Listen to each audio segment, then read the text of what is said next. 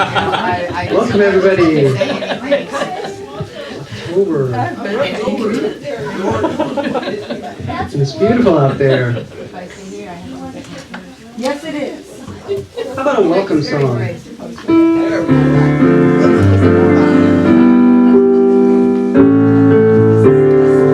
Just change my levels on you.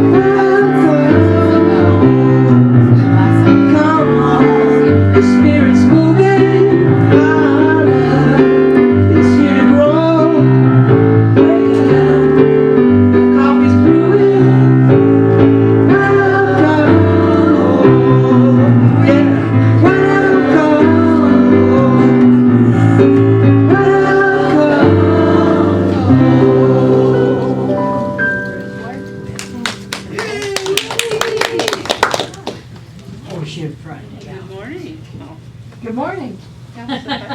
Morning. Just turn the switch on, Nora.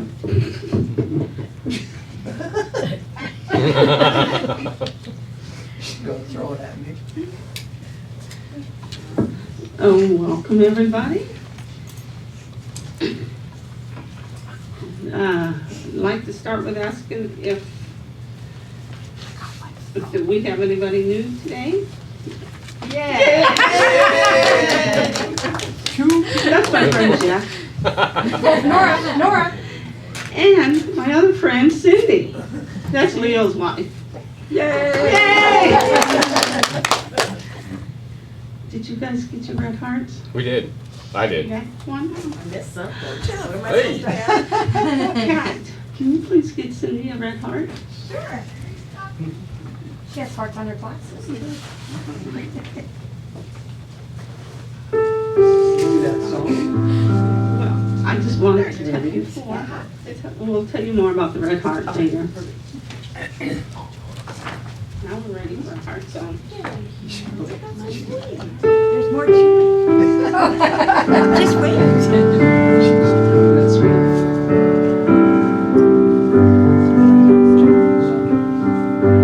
My heart is filled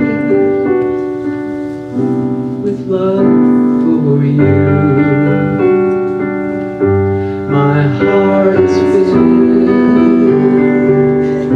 with love for you. My heart is filled with love for you. My heart is filled with love for you. My heart is filled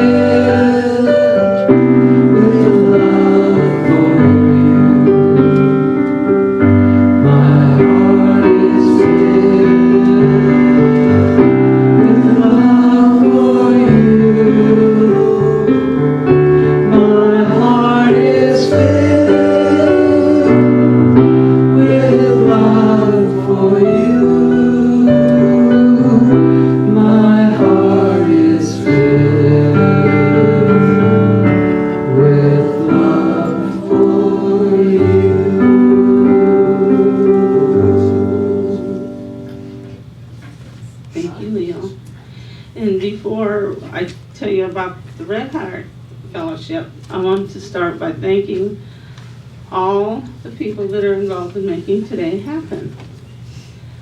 Our musician and guest speaker, Leo. Our board member of the week, Cindy. Usher, Cindy. And our chaplain today is Jet, better known as Deb Jesuits. So if you have any need for prayer after service or a desire for prayer, she will be here after service. And our hospitality hosts, Mary Ellen and Ann. And we're all the spick and span angels today. And then, of course, we couldn't live stream or do any of this without Mark. And then our office assistant is Susan. You'll know Susan because she likes steel. So for our Red Hearts, if you are new today at Unity of Bremerton, we welcome you in the spirit of love. We want you to know, no matter where you are on your journey of faith, you are always welcome here. You know that the world is a better place when we are willing to share our hearts. We give you this red heart as a symbol of the steadfast spirit that lives within each of us, and we ask you to carry this symbol as a member of the Red Heart Fellowship. Let it be a reminder that the love of God is always with you and to share your heart wherever you go. The red heart, as a symbol of fellowship in the world, can spread love one heart at a time. Let the movement start here. And if you're here for the first time, we ask that you come back at least 2 more times to know that we're a wonderful place and you need to keep coming back. And it's good to keep coming back. And our announcements, as most of you know, they're usually in the bulletin, most of them. So next week, after in our service, Karen Hamilton will be singing, and Sally and Jamie will be singing to celebrate Sally's birthday next week. And then in 2 weeks, on Sunday, October 22nd, is Annie Lamardell. That. Annie Lamardell. What she said. And musician David Duvall. And after the service is our congregational meeting, and it's important that we attend it at all possible, because we will be voting on the new budget and new board members. And then on the 29th is Michael Bolgar with musician Clara Fredrickson and Claudia. And now it's time for the Board of Trustees report.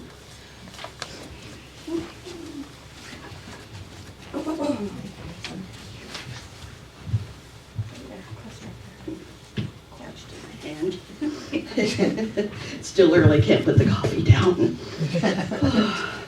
All right, so like Nora said, our annual congregational meeting is coming up in 2 weeks. The postcards went out Tuesday to members, so you should, if you haven't already received it, you should be receiving it very soon. It's important that the members come. You only confirmed members can vote, but the meeting is open to anyone who's interested in attending, so please do. We do have many matters that we need to discuss, the important ones being new board members, the budget, and some other things that we want to discuss as a group, so please plan on being there. We are continuing to use the feedback forms. I haven't handed them out in the last 2 weeks because they're people we already know and love. But as we have other guest speakers or guest musicians, we're going to continue that. The feedback has been super helpful. We do look at it and we do use it. So please keep that up. We've got the technology envelopes on the seats, so if you want to make a separate contribution to the technology fund, in addition to your contribution for the Sunday service, we're working toward our goal of $6,000 to get all of our technology equipment, so it's property of the church and not what Mark and I bring each Sunday.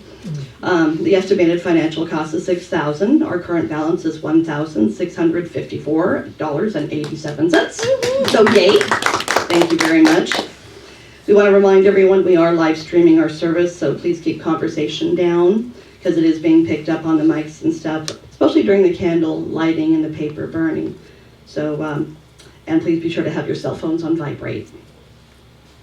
All right, Rooted in Peace is a movie being promoted like the 12 Powers movie that we saw last year. Rooted in Peace challenges viewers to examine their values as Americans and human beings. Today, we are at war within ourselves, with our environment, and with the world. Director and award-winning filmmaker Greg Reitman invites viewers on a film journey to take notice of the world we live in, proactively seek ways to find personal and ecological peace, and stop the cycle of violence. And here's the trailer.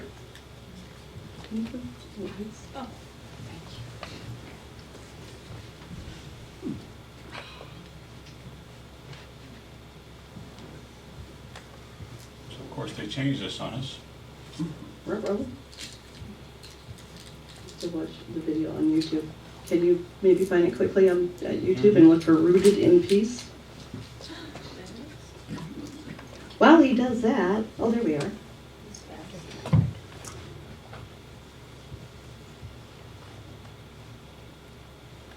Why we had no sound, I don't know. Oh. No, it's not on reading. There we Just a go. little bit.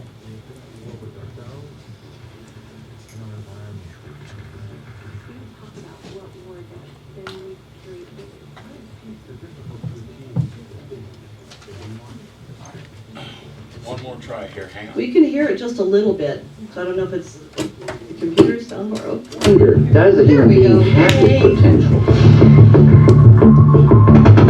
Since the beginning of time, we have been at war with ourselves and our environment. We don't talk about what war does, then we carry it forward. Why is peace so difficult to achieve? It's business. There's a market for this. Here we are at the E3 show. When a foreign bounds, our culture teaches us how to be violent. The atom bomb didn't wake people up about warfare. The devastation of the natural environment has not woken people up about environmentalism. If you want to change the world, start with yourself. Be a good example. I met the legendary folk singer Pete Seeger. I'm glad that I live in a country where we can disagree without trying to shoot each other. When I met the Beatles, what we were searching for was an understanding of the unity of all. And then, Maharishi appears in our lives. Creativity and more energy and clarity, that sounds like something everybody could use.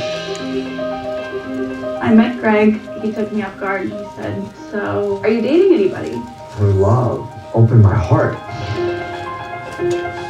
Just put this on your earlobe. I was on the path of personal health and consciousness. But how does our health relate to global awareness? You cannot separate yourself from the past. We've had 80,000 new chemicals introduced into our environment. We are depleting our natural resources at an incredible pace. We have to understand that this planet is one life support system. As we continue to destroy the very fabric of life, I had this crazy idea that I was going to save the world by planting trees. We think tree is not a part of our body. If it perishes, it perishes.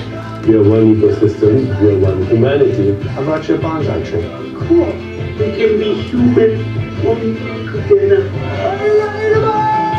When you experience the transcendent, negativity starts to lift away like bright light of peace radiating.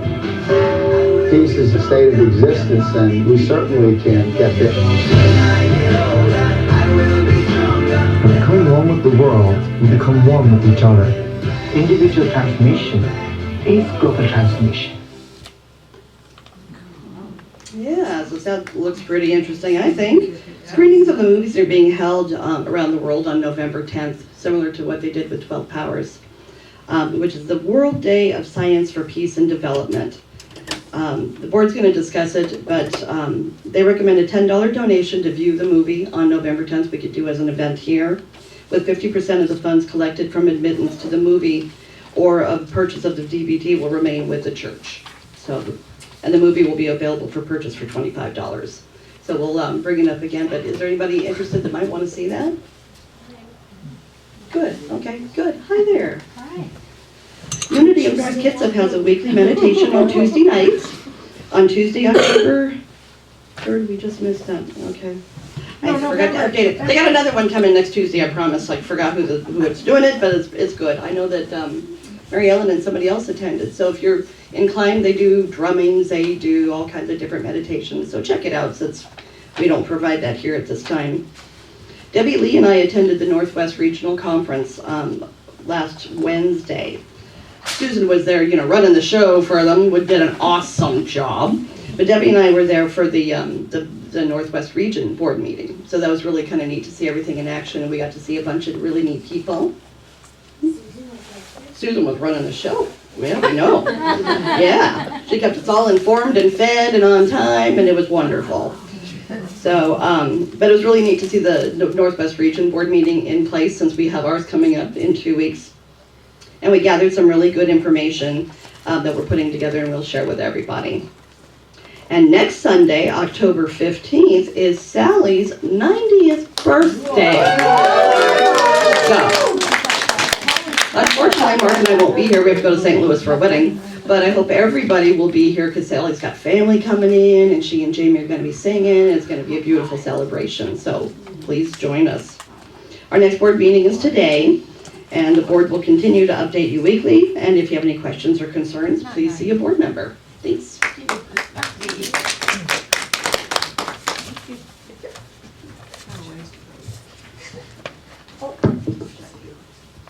Do you have something else? Yeah, I'll do it in good news.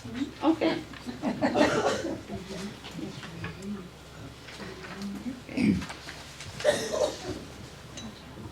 So now I'm going to light the Christ candle, and that represents the divine light within each of us. And after I light it, we'll say our that.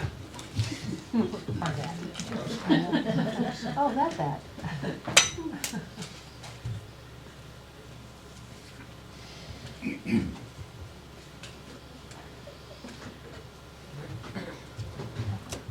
This is our mission statement, so if we could say it together.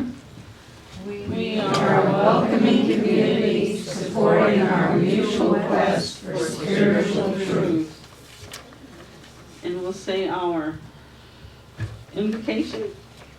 There is one presence and one power active in the universe and in my life, God the good omnipotence.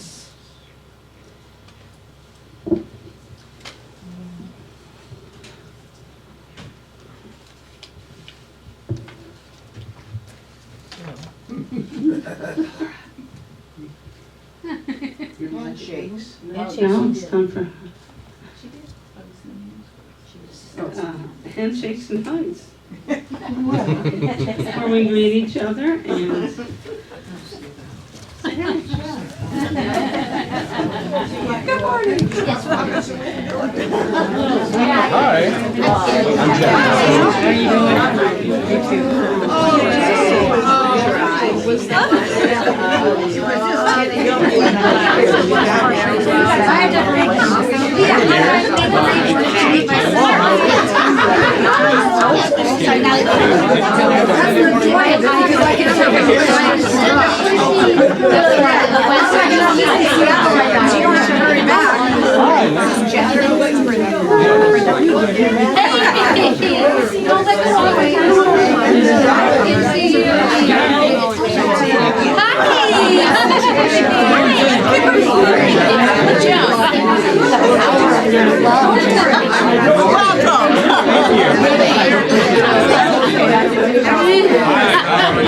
What's behind you?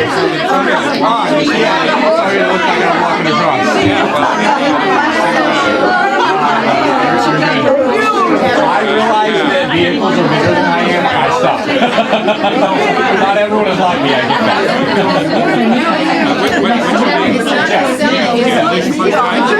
First time glad I'm here. Oh, hey, Jamie. We're at the service, but I couldn't. How are you? Good. I normally do. Yeah. First Sunday that I've been at home in probably 10 weeks.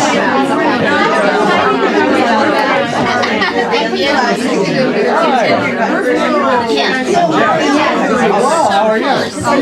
First time here.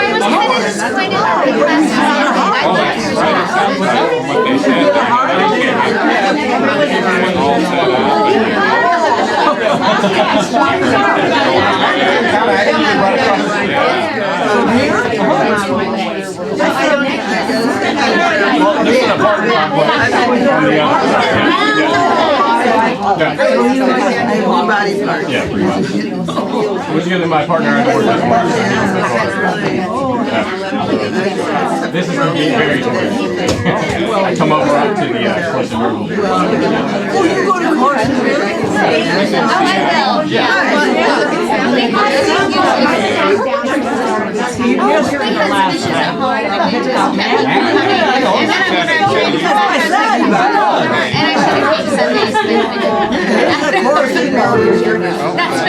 Yeah, it's a big part of my work. Well, sure. Yeah, you know, I thought you guys fell off your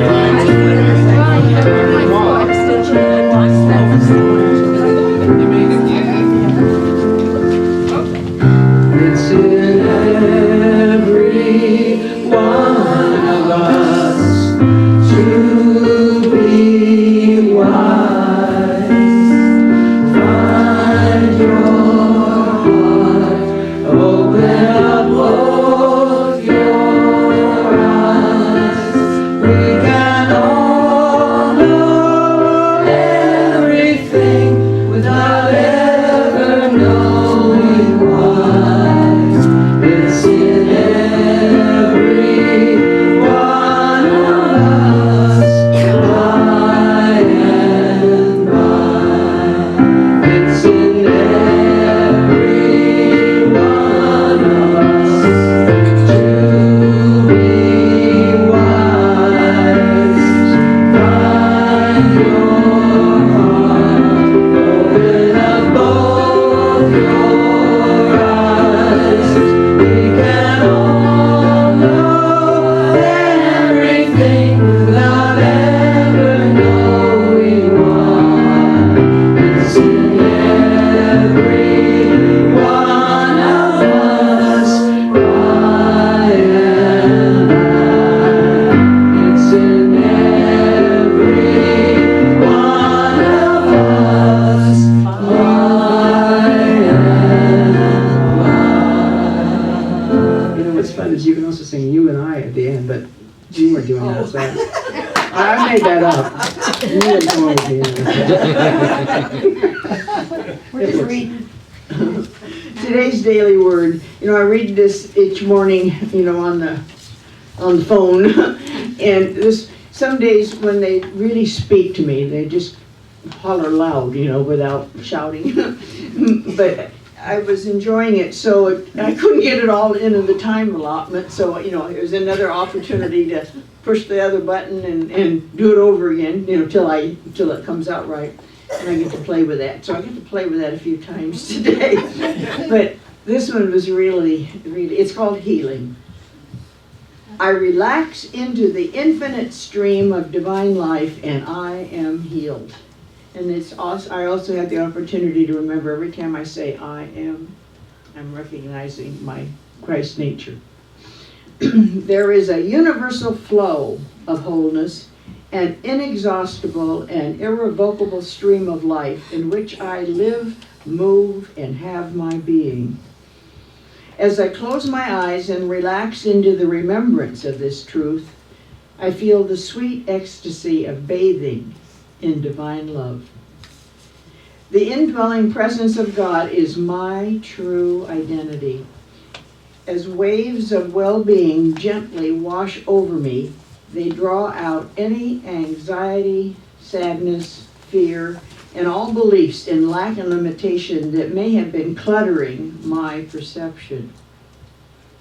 My mind and heart are restored to the awareness of divine life. Love heals. Love frees me from any suffering that I might have been experiencing in mind, body, or spirit. Love restores me to a deep faith in God's infinite presence, power, and peace. Resting in love's curative, life-giving waters, I am refreshed and revitalized. I am healed. From Psalms 30, verse 2, O Lord my God, you have healed me. Today, I relax into the infinite stream of divine life and I am healed. God blesses us all the time, eternally.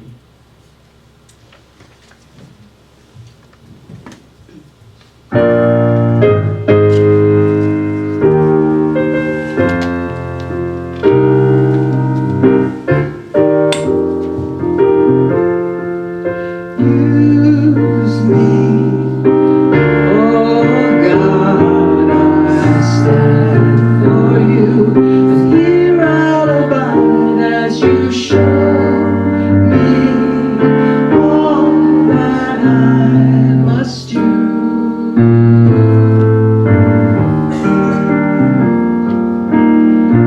I used to think God was the sun, God is the sun, but God's so much more than the earth or the stars or all of creation. God is creator, all in all. God needs us to shine its light as me, as you. So use me, oh God, I stand for you, and here I'll abide as you show me all that I must do.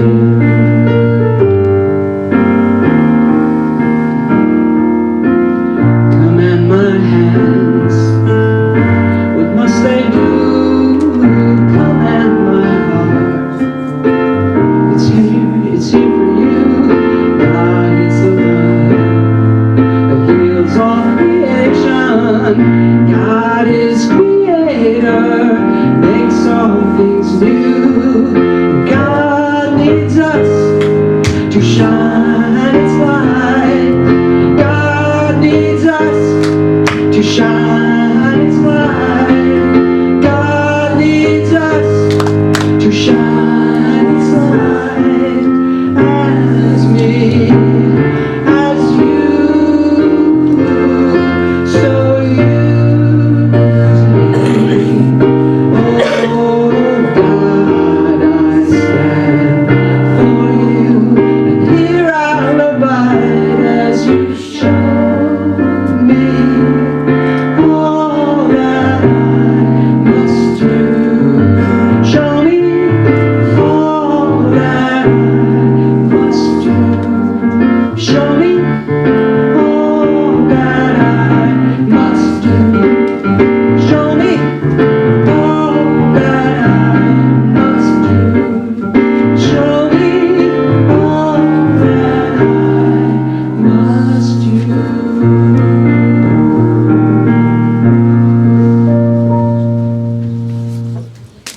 I like that.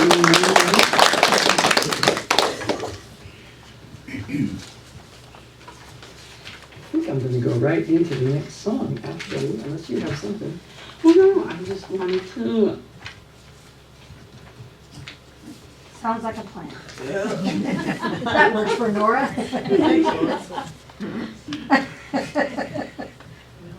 She's just checking. Yes, right order. I Hi. occasionally forget what I'm supposed to do. Only you. Join the club. Just say, hit it, Leo. Well, that's because you don't really have anything to do right now. You're done. And that is to introduce our speaker, Leo Brodie. His talk and title, well, We're gonna do special. We're gonna do a song first, and then we're gonna do the talk. So thank you. Well, She's ahead he again. needs to lead it. I mean, he. That's right, it's his. It's to. Take it all. Thank you, You're Nora. on. Now, actually, I said that I told Mark and Cindy that my next song was going to be New Eyes, but I'm actually switching the order because I'd like to do, before the talk, I'd like to do another song that I just feel like my heart has been so heavy with all the things that are going on, and we had, it just seemed like we were at the breaking point of what we could believe was happening in the world, and then we had this shooting in Las Vegas, and it's one of those situations where I personally feel absolutely powerless. And so the only thing that I can do when I'm in that situation where there's really nothing I can do is just turn within, pray, and try very hard to be a kinder person. And the reason why I emphasize that is because it seems like a lot of what's going on is just reaction. To people are in pain.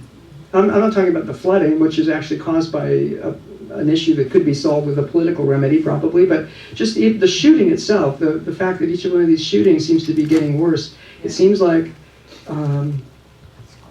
people are reacting out of helplessness and pain and suffering, and it's caused a lot by different political views shouting at each other all the time, and I'm guilty of that too.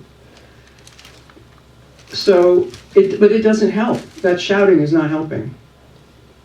I'm not saying I don't have my opinion, but I just want to promote that idea of looking at with more compassion for myself. And so I heard someone else doing this song, and I thought this would be perfect. It's a song you probably know.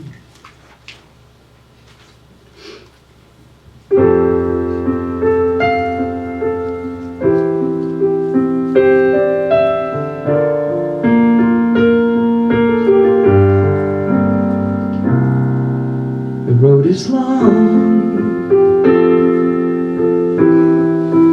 many a winding turn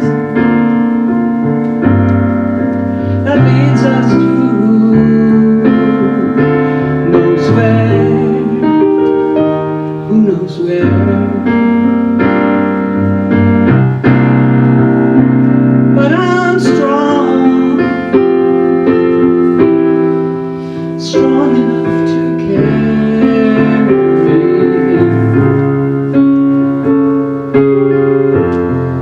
He ain't heavy, he's my brother.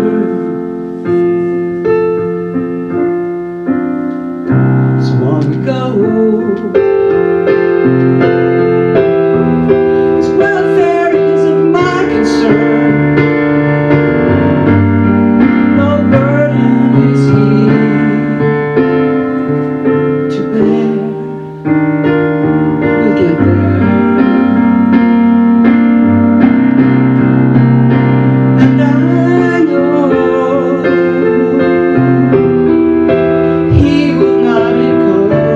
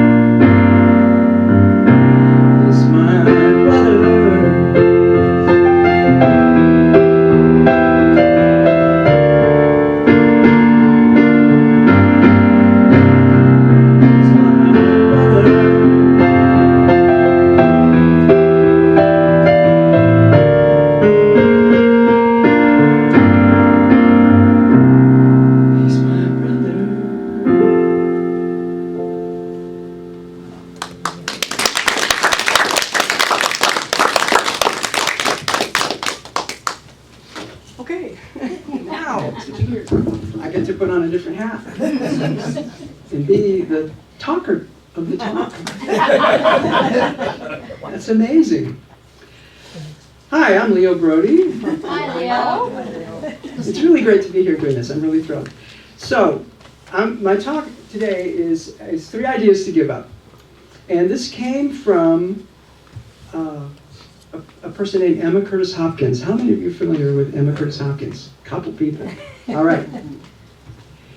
Well, this is cool because it's actually from this book, and this book was written in 1891.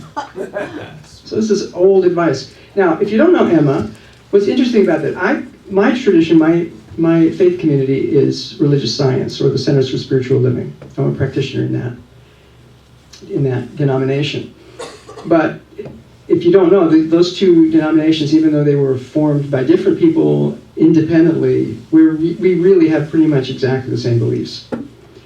And that's why, the musicians go back and forth from one to another. So I'm lucky enough to be able to experience a lot of unity services as well as services in my own church. But Unity was founded by Myrtle and Charles Fillmore, and they studied with Emma. And my church was founded by Ernest Holmes, and he studied with Emma. So we have, you guys and me, we all have the same grandparent, sort of.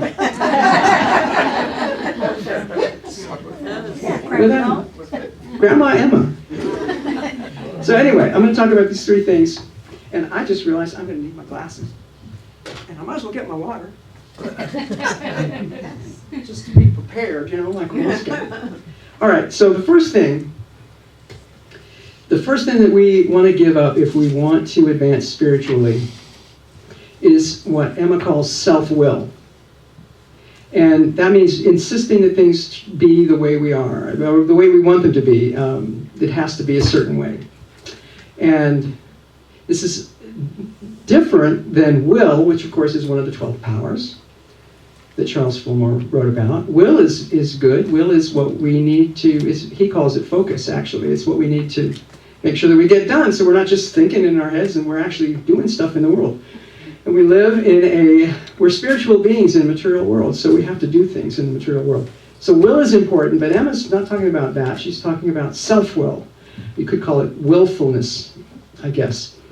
Now, in our culture, we really value, particularly the United States, I think, we really value the rugged individual. It's like we think that the person who does everything by themselves, the guy who doesn't want to do it by the rules, the detective who doesn't play by the rules, and those are our heroes, the person who does everything by himself. We revere that, and whereas in fact what we really want is communities where people do things together or in cooperation. There should be more cooperation than just the lone hero in the movies. But what we're really talking about is the spiritual aspect of this, which is being willful, wanting to do it my way instead of recognizing that God's will is present, that there is this thing to be attuned to, the higher will, and to be able to operate within that. And the trick is knowing the difference. How do I know the difference between what I want and what God might want? I really don't believe that God has a plan for everybody. This is my own opinion. God doesn't decide, oh, he should do that and she should do that, and that we should just be obedient puppets or something. That's not what God made us for. God gave us free will. And the reason why we have free will is so that we can have the will to do God's will. But it's our will that's deciding to do that.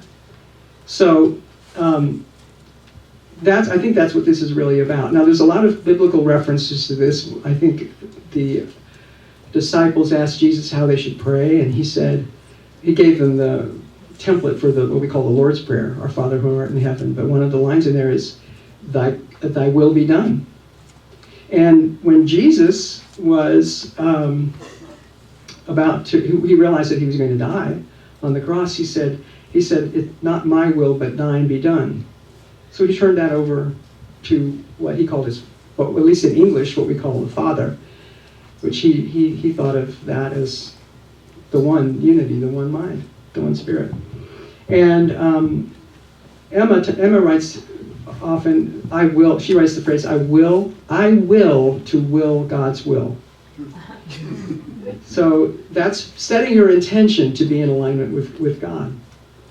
And Charles Fillmore says this is not talking about, or when he talks about will and following the will of God, he says this is not being submissive. It's not, whatever, I just go with the flow, or anything like that. It's actually being willful, but being in alignment with higher truth.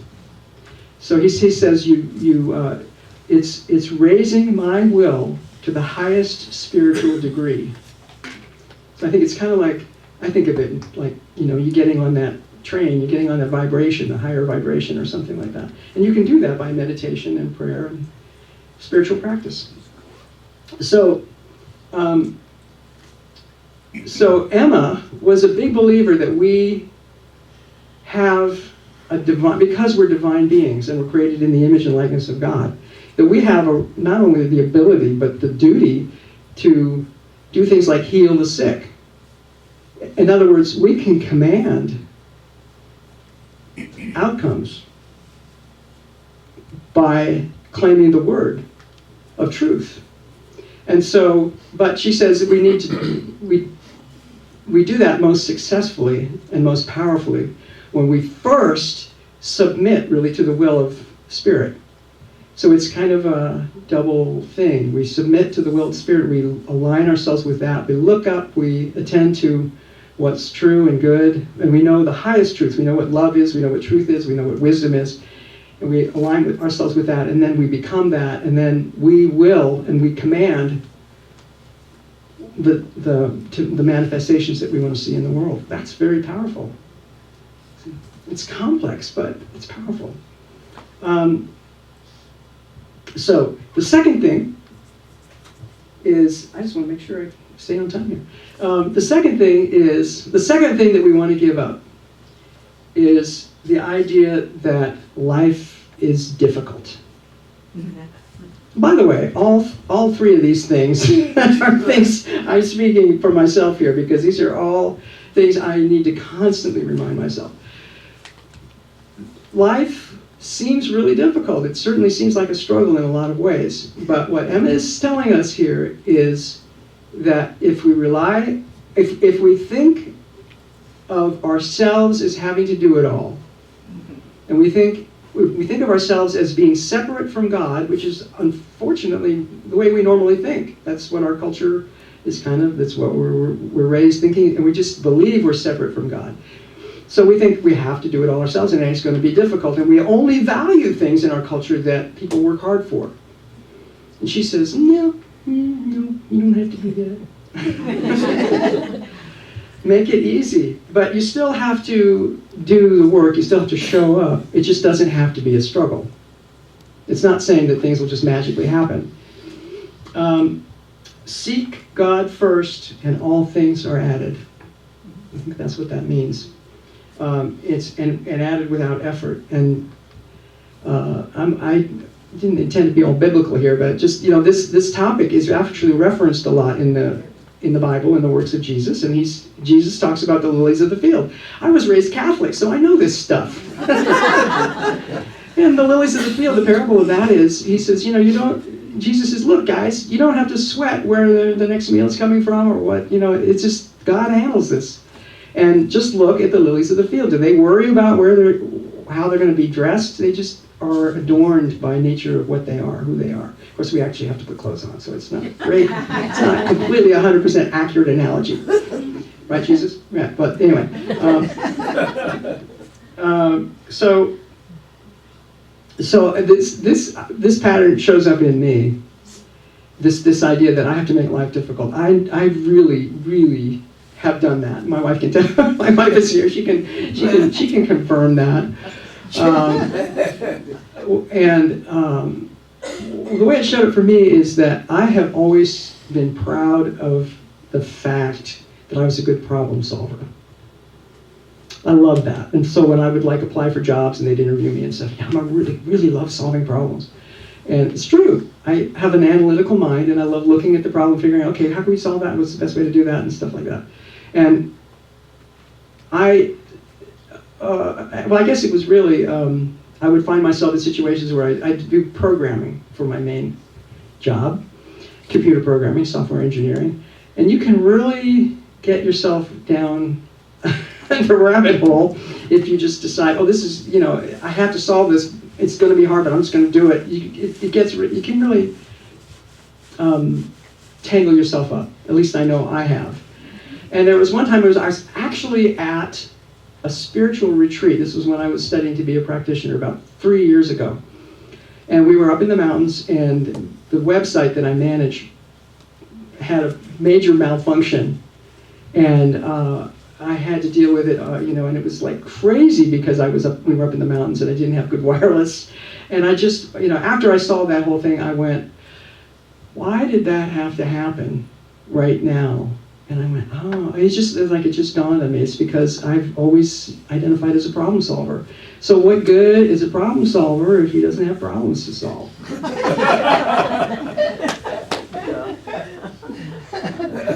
And so I said, well, I don't want to be a problem solver that bad.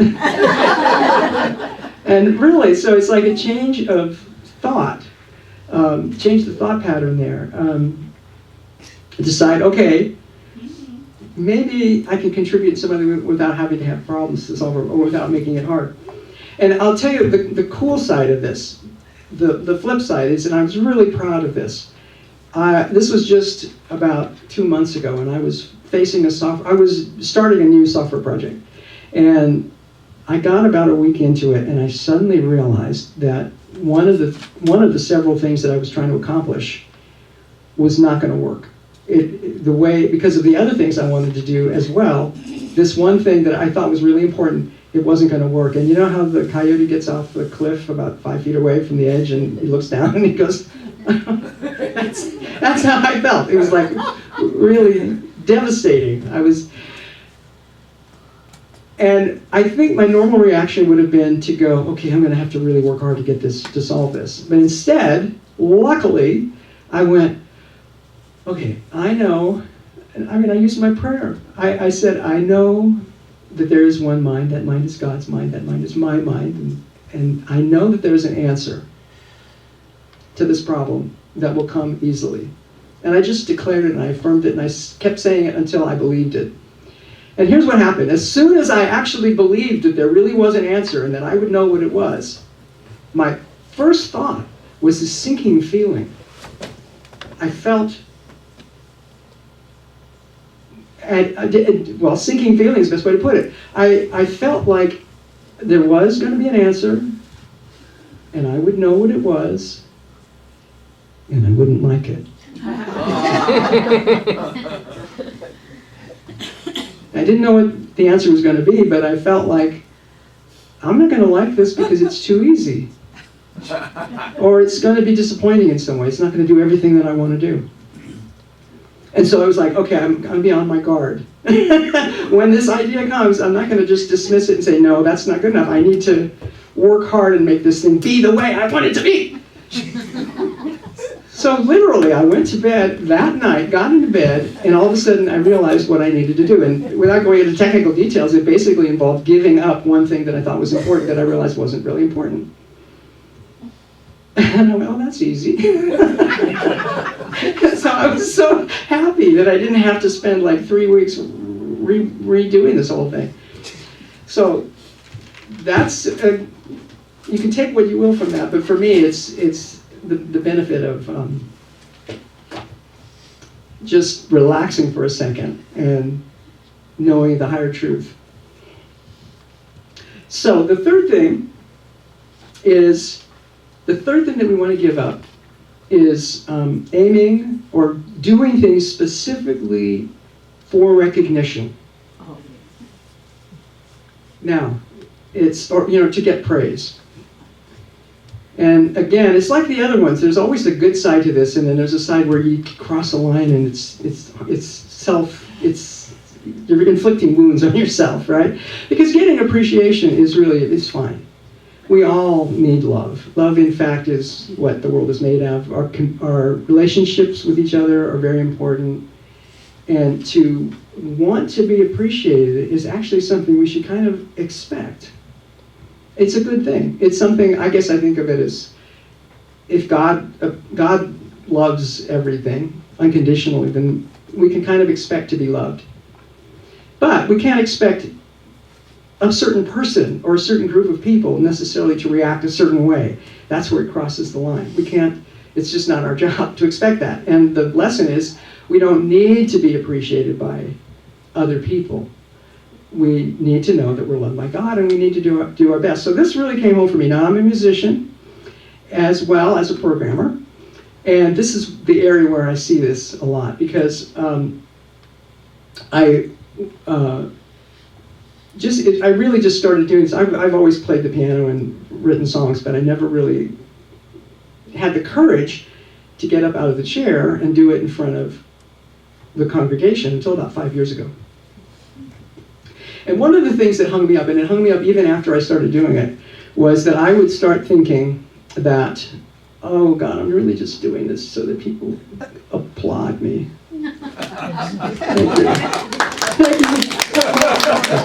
No, and I didn't like that, right? I'm doing this so, and I've always had that need, kind of as a kid, like I need, attention, but yet I'm shy, so it's like a real, it was attention, and I didn't, it was almost enough for me to not want to do this, to do the music, to think that the reason why I was doing it is just for my own ego.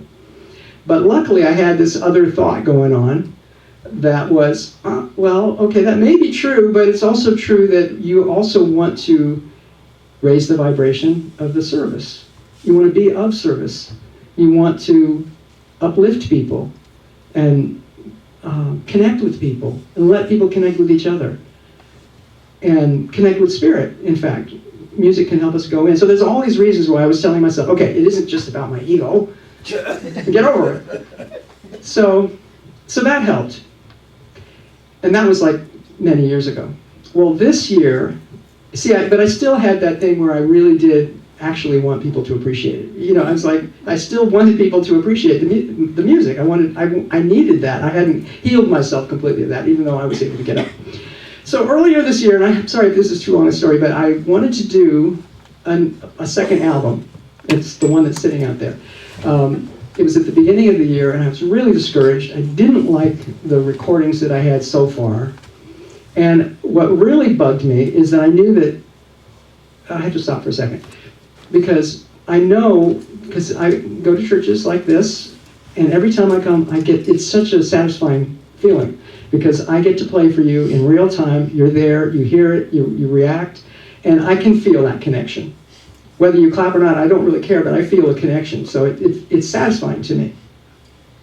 But when you do recorded music, there's nobody there, right? So you the only satisfaction I was going to get was to know that people would be listening to it. The truth is, I love doing recorded music because for a lot of the technical reasons, and because you get to put lots of different tracks on and layer the voices and do anything you want with as many instruments as you want to use. And I have a home studio, so I can do whatever I want. But I was really discouraged because I wasn't happy with the music, and I thought, nobody's going to listen to this. People don't listen to music anymore. They're saturated with Spotify and YouTube and stuff like that. And so I started to tell myself it wasn't worth it. And I had this little equation. Well, people, maybe so many people will listen to it, and that isn't worth the time that I'm going to take to put into it. So I made it into an equation, like a value proposition, like a businessman saying, what's the return on investment in terms of people's appreciation? And it didn't seem like it was worth it. And so I was really frustrated. I was ready to give up the whole thing. But then I realized, no, wait a minute, I really do like doing this. Actually, I enjoy it. And I went to see a practitioner, and I came away with understanding that what they said just something that just switched my whole brain, which was, I'm really not doing this for the appreciation of other people. I do want appreciation, but I'm not doing it for that reason. I'm doing it because I love layering the tracks. I love adding the bass part and all these other things that I just love doing. And what I realized was I had been cheating myself, because the reason why I didn't like the tracks was because I was doing a minimal job. I was just going, oh, well, okay, well, I have a bass part, so there's a bass part. I wasn't really thinking about what's the coolest thing I could do here. I was just doing the minimum because I was making it a value proposition. So I don't know if that makes any sense, but to me it was a revelation that just letting go of what people thought was gave me permission to go for it and not care. And I really then, from that point on, had a lot of fun doing the album. And I don't care if you buy it. That's almost true. That's almost true. It's like 99% true. I can be honest. Truth heals. Okay. So, in conclusion, I hope it's a good time to be ending. Yes, perfect time. So you can see all three these things, they seem kind of random, 3 different things, but she actually lists them in one paragraph in that book. And the reason why is because they're all variations of the same idea, which is, do we believe in God? Do we build our life around God and spirit? Do we trust that the love in the universe is all-encompassing? Do we trust that the wisdom of God is the sum total of all wisdom? Do we trust that? Or do we think that we're separate from that, and that we have to do it all ourselves, that we have to struggle, and that the only way we can get any validation is from outside sources, from other people, instead of knowing that we're appreciated? We can see everything in life is giving us validation every single second of the day. That's a choice we make. So, thank you, Emma. Now let's thank you. Let's do a little prayer. And if I could have my musician come up and play, no, we won't do that. I thought about that, but I'm not going to do it. So just close your eyes if you're comfortable. Be aware of your breath for a moment. Be aware of the chair supporting you. And sink into gratitude, knowing that there is one life, there is one God, there is one power that is all of mind, all intelligence, all wisdom. That one mind is the idea of love, the basis of love, the pattern of all giving and all receiving is encoded in the mind of God. And all we really have to do is relax into that. Turn off the chatter of our mind. Turn off the thinking we have to do this, run here, do that, blah, blah, blah. And just settle in and trust Spirit. Knowing that God is there supporting us. Whatever we do, no matter what the difficulty is, when we're faced with a difficulty, we can choose to see it however we want to see it. We can choose to accept God's love in our life and know that that is the love, that is in a way the only love, and that the love that we can see from each other and the love that we give for each other is merely a flowing through. It's an outpicturing, it's an expression of that one love. The love is already there, the love is always present. We are never separate from that. And so holding that in our hearts, knowing that in our minds,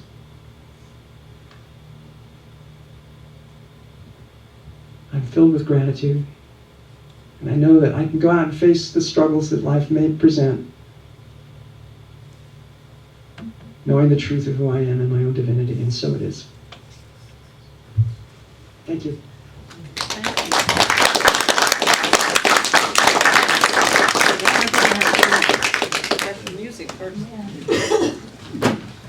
Thank you, that was beautiful.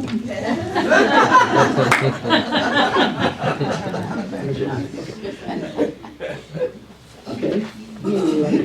Okay, so this is a great setup that the speaker talked about.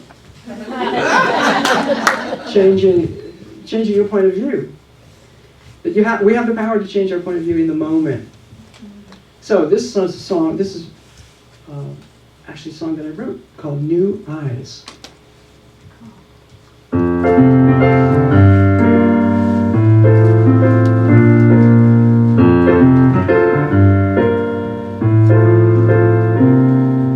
Yesterday, everything I hoped would be happening suddenly fell apart. I could not see my way.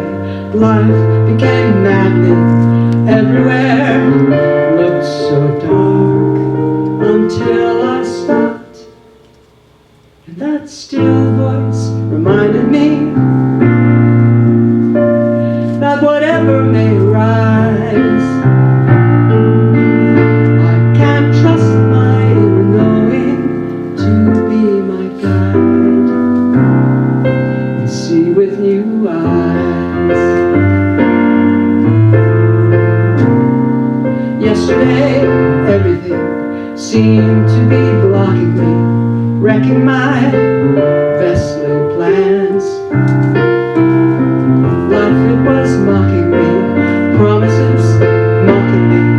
Everything seemed out of my hands until I stopped and allowed the possibility I'd be joyfully surprised when I expect the best to happen. That's what I find. I see with new eyes. When I see with new eyes, signs become clear, new roads appear, everything shifted. When I see with new eyes, pathways are lit, all the keys fit. I am lifted.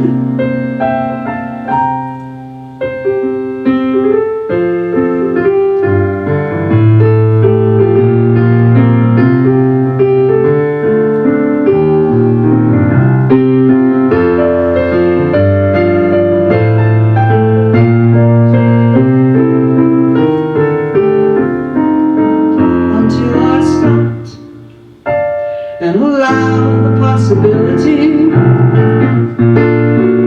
I'd be joyfully surprised when I expect the best to happen. Turns out I'm right. I see with new eyes. I see with new eyes. I see with new eyes. I see with God's eyes.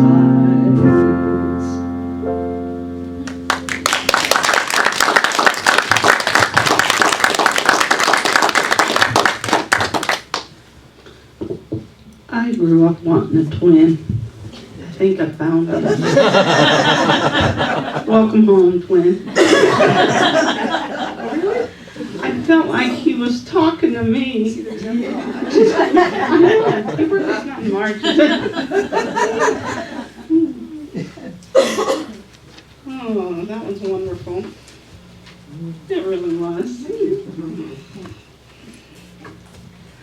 He kept looking at me and I kept thinking, is he wondering if it's okay to talk about me like that?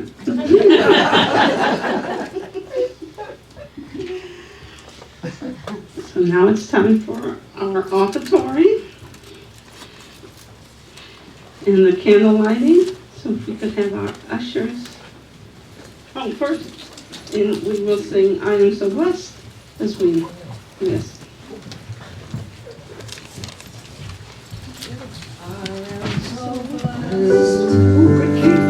I am so blessed.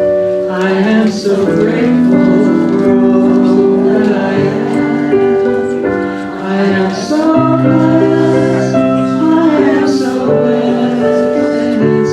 I am so grateful. I am so blessed. I am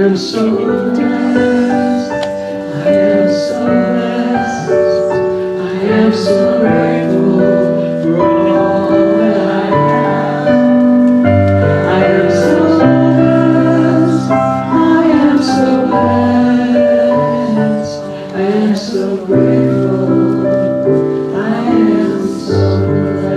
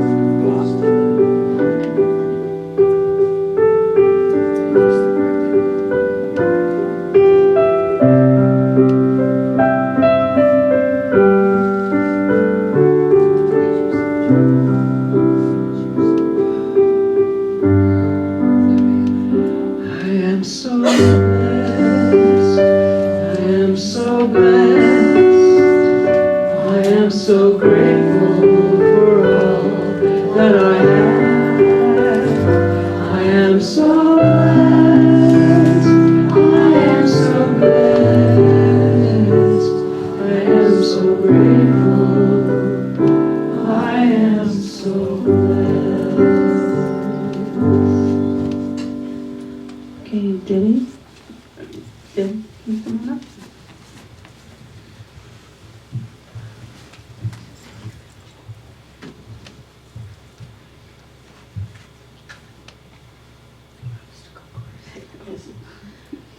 And we'll say this together.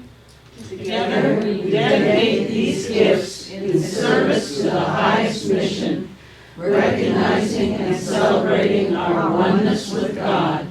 We joyfully and freely participate in the law of circulation, of giving and receiving, knowing God is source, the source of all good. We are grateful. Now it's time for the good news and food for life. And I don't have any bags here today, so is there somebody that would like to still bring something next week and add? I will look into that and I will bring them.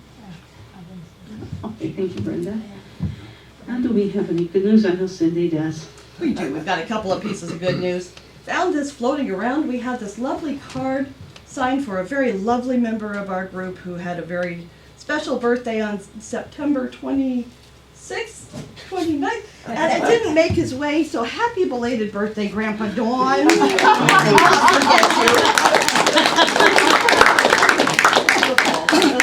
And today is our Jay's 8th birthday. Oh, yeah. Happy birthday, Jay. And after 6 years, 3 resident relocations, 3 years raising a grandson, I am proud to introduce for the first time publicly Dr. Mark Swink.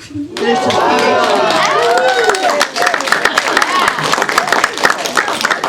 and it's the only one because I'm not going there. Got my MBA, I'm done. October seems to be a good month for birthdays. Yeah. Candace What just is the had doctor one. in? Organizational leadership. PhD. PhD, yeah. Tracy's having a birthday in a couple of days, or this next week too. Yes.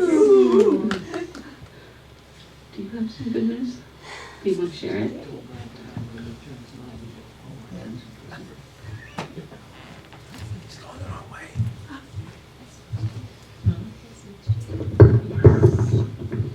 I have good news. I was led to an associate from Walmart up in Paulsbo. He gave me a phone number to call up to the higher up. I went through a lot of challenges and a lot of calls, and I got my job back. And I have another job that somebody offered me, so I might be working 2 jobs. But I know God is good, and God brought me back to this job. I prayed. So I want to thank everybody here, and you're just all like family. I love you all.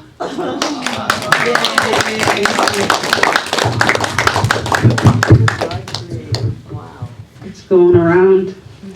As you all know, I've been looking for a job, and have not. All those that I've been hoping were going to happen and didn't happen. And so I had an interview, and this is why it's important to remember, it's not what you know, it's who you know.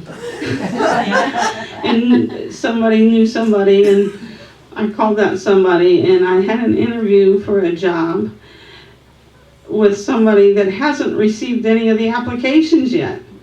So I got an interview before this. She even got the information on who's going to be available to interview. And then I got home from that interview and looked at my emails, and there was an email with a school district to call them for a substitute position with the school district, a paraeducator. So, you know, I might be having to make some decisions on jobs too. So, you know, it's going to happen. There you go. Is there any other Yeah, but things? the bar has been set, Nora. Now you have to get 2. Well, I can't take both of those because one's full-time and the other conflicts with that. And I know that Deb has some good news. I do. And actually it was partly because of Mrs. Brodie there making me aware that I have spatial orientation, because I just about tripped over Jamie's cup and I caught it before it tipped over. But it made me aware of how God has just really been working in my life in the last month or so since you've seen me last. I mean, I felt like I was lost in space and time because of drugs with medical stuff that I've gone through that made me feel like, you know, mice were crawling over me and all kinds of weird stuff. Being able then to recover from that and get flipped into the time zone on the other side of the world, I got to go to London and actually met family that have been separated from my family here in the U.S. for 100 years. Wow. And so that was just amazing and highly emotional, and I was only a couple blocks away from the bombing there. Was literally at a different train station, just a couple blocks from that one. Yeah. So I thank God for that. And on my way home, I was able to actually to save a very, very dear friend's life just by showing up in that moment. And for all this and more, I'm so grateful.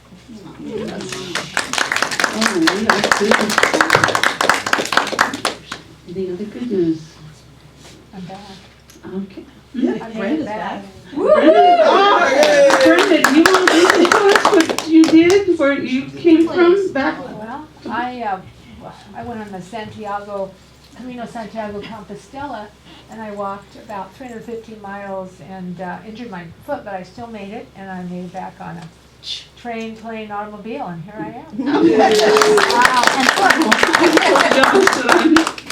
Not at that point yet. Again. It was an amazing experience, yeah.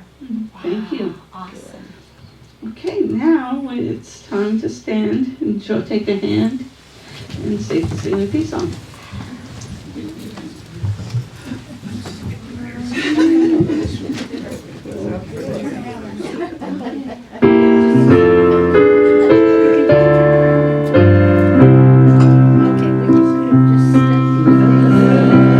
There we peace on